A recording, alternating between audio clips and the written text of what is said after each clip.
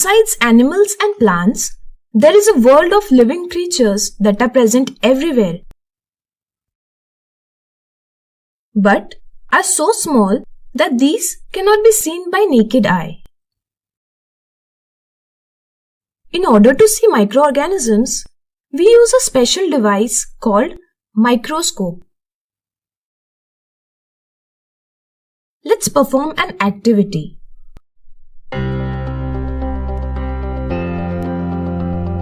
Let's perform another activity.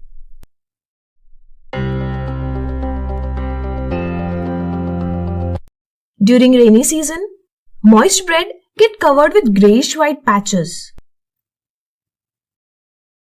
If we observe these patches through microscope, we will find tiny black rounded structures growing on thin long stacks from bread. These microorganisms are called bread mold. Classification of microorganisms.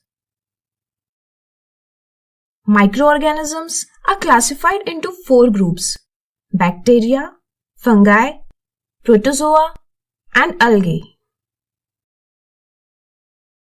Along with these groups, there exists a group of organisms called viruses, which are considered to be at a borderline of living and non-living things. Why is it so? It is because viruses does not have cellular structures such as cytoplasm or cell organelles, which is the feature of non-living thing. However, once these organisms reach inside a cell, they use host cell's energy and nutrients to reproduce and multiply in thousands, which makes us think that these are living. Common diseases such as cold, influenza, that is flu, and most coughs are caused by viruses. In addition to this, there are many serious diseases caused by viruses. These are polio, chickenpox, etc. Based on structure, microorganisms could be unicellular, consisting a single cell, like in bacteria, some algae and protozoa, or multicellular, consisting of many cells like algae and fungi. Habitat of microorganisms, or where do microorganisms live? Microorganisms are everywhere around us, in air, water, soil, in our body, and body of other animals and plants. These organisms can survive in all type of environment such as ice-cold climate, hot springs, deserts, marshy lands, even at the bottom of sea. Some microorganisms grow on other organisms, for example, Plasmodium, which lives in human blood and cause malaria. Some lives freely, such as amoeba, and others make their colonies, such as fungi and bacteria. Dear students, some of these organisms are harmful, but most of organisms play an important role in our lives. We are surrounded by microorganisms everywhere. These microorganisms play an important role in our lives. Some are beneficial, while others are harmful. In this video, we will talk about beneficial microorganisms. Making of curd. You might have seen that your mother added a little curd to warm milk, and the next day, milk gets converted to curd. It is because the lactobacillus bacteria present in curd multiply itself and promotes conversion of milk into curd. Similarly, curd is also added while preparing rava idlis and bhaturas because the lactobacillus bacteria multiply and during respiration releases carbon dioxide, which makes these items puffy and soft. Let's perform an activity to understand uses of microorganism.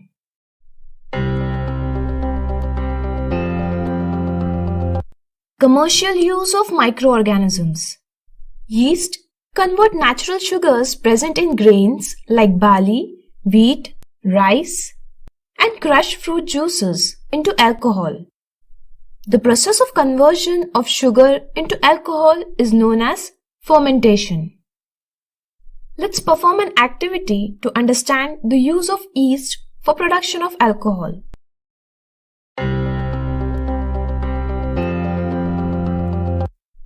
Medicinal use of microorganisms. When we fall ill, doctors give us medicines. These medicines kills disease-causing microorganisms. Therefore, these are called antibiotics. Anti suggests against and biotic suggests organisms. For example, streptomycin, tetracycline, erythromycin, penicillin, etc. Usually, these antibiotics are produced using bacteria and fungi.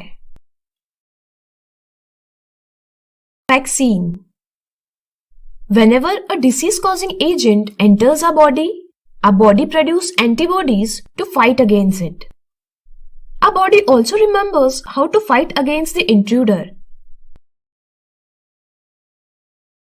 During vaccination, dead or weakened microbes of disease-causing agents are introduced in healthy body so that the body produces antibodies, fight and kill the intruder and remember how to fight.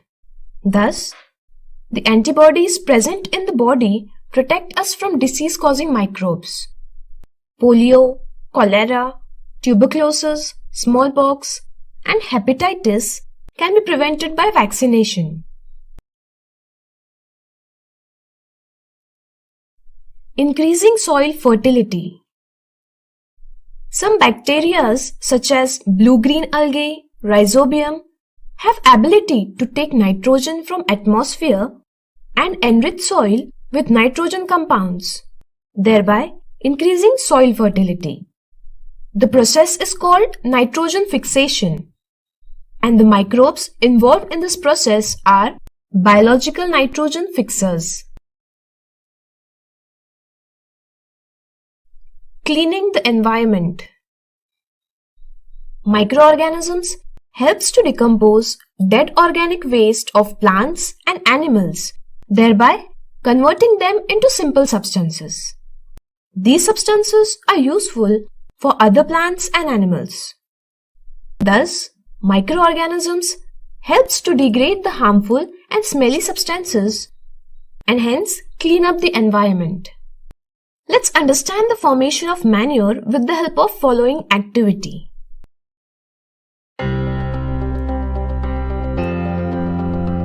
This means microbes helps to clean environment. Microorganisms are indeed helpful to life.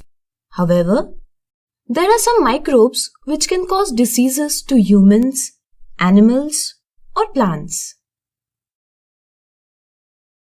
Such disease-causing microorganisms are called pathogens. In this video, we will discuss about some of such microbes. Disease-causing microorganisms in humans. Pathogens may enter in a body through air, water, food, or by direct contact with infected person. The diseases that pass from infected body to healthy body and cause disease in healthy body are called communicable diseases. Airborne diseases. Common cold is a viral infection. During sneezing of a person suffering from common cold, fine droplets of moisture spread in air, each of which contain thousands of viruses.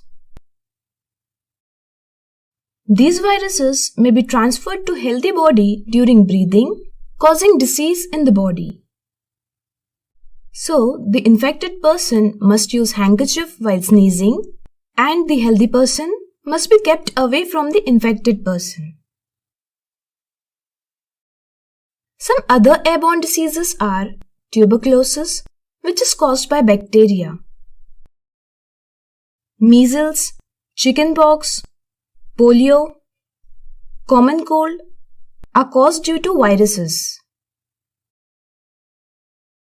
Spreading of airborne diseases can be prevented by keeping the patient in complete isolation and by keeping the things of patient away.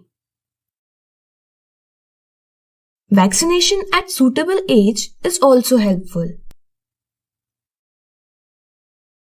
Waterborne diseases. Cholera, typhoid, polio, hepatitis B are caused due to drinking of water containing pathogens of respective disease. Cholera and typhoid are bacterial infections, whereas hepatitis B is viral infection. To prevent such diseases, we should maintain personal hygiene and good sanitary habits. We should eat properly cooked food and drink boiled water. Vaccination also helps to prevent waterborne diseases.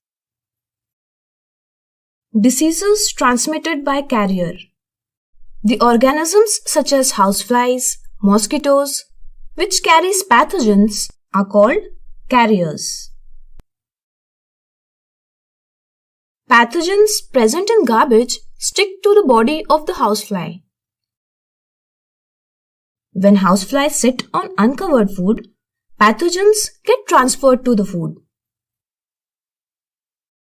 Eating such food causes diseases, for example, cholera. So, it is advised to keep food covered and eat food that is covered. Similar to housefly, the female Anopheles mosquito carries parasite of malaria called Plasmodium. Female Aedes mosquito carries viruses of dengue. If we control the population of mosquitoes, we can control the spread of malaria and dengue. Basically, all mosquitoes breed in water. And so, we should not let water collect anywhere, like in tires, flower pots, in coolers, etc. We should keep our surrounding clean and dry. Use of mosquito nets and mosquito repellents, spraying insecticides also help to control malaria and dengue. Disease-causing microorganisms in animals. A bacteria causes dangerous disease anthrax in human and cattle.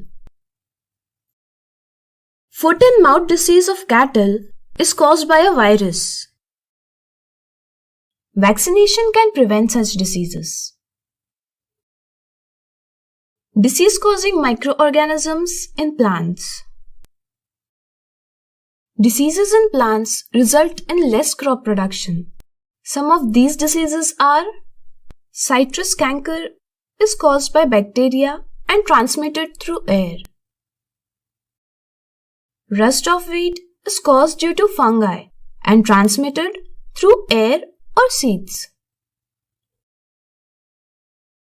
Yellow vein mosaic of okra, that is bindi, is caused due to virus and transmitted by insects. No doubt, there are plenty of advantages of microorganisms in our life. However, there is dark side also. Often, food items are attacked by microorganisms. These microorganisms grow on food item and many times produces toxic substances, making the food not suitable to eat. Such food is poisonous. Eating spoiled food leads to food poisoning. At severe conditions, it may lead to death. So how can we identify the spoiled food? Well, spoiled food have bad smells, bad taste, and change in color. In order to have protection from food poisoning, it is very important to preserve our food. Here, in this video, we will learn different methods of food preservation. Chemical method. In our households, grandma makes mango pickle which does not spoil for a long time. Why is it so? Because it contains salts and edible oil. These are the common chemicals to prevent growth of microorganisms in food. These are called preservatives. In general, salt or acid preservatives prevent attack of microbes in pickles. Sodium benzoate and sodium metabisulfite are the common preservatives used in jams and squashes to check their spoilage. Preservation by common salt. With the help of common salt, meat and fish can be preserved. While doing so, meat and fish are covered with dry salt. The layer prevents the growth of bacteria. Common salt is also used to preserve amla, raw mangoes, tamarind, etc. Preservation by sugar. Sugar have ability to absorb water. So, it reduces the moisture content from the food, thereby preventing growth of microorganisms. Jams, jellies, and squashes are preserved by sugar. Preservation by oil and vinegar. Oil and vinegar does not allow bacteria to grow. Vegetables, fruits, fish, and meat are preserved by this method. Heat and cold treatments. Microorganisms cannot grow in hot and cold surroundings. Therefore, boiling of food kills the microorganism, and keeping the food in low temperature environment such as refrigerator prevent their growth. Pasteurization. Milk is heated at about 700 degrees Celsius for 15 to 30 seconds and suddenly chilled and stored. By doing so, milk becomes free from harmful microbes. Since this method is discovered by Louis Pasteur, therefore the method of preservation is called pasteurization. Storage and packing. To prevent the growth of microorganisms, dry fruits and vegetables are sold in sealed, airtight packets. You're well aware that our atmosphere have about 78% composition of nitrogen gas. It is one of the essential constituent of all living organisms because it is a part of proteins, chlorophyll, nucleic acid, and vitamins. Plants and animals cannot take atmospheric nitrogen as such.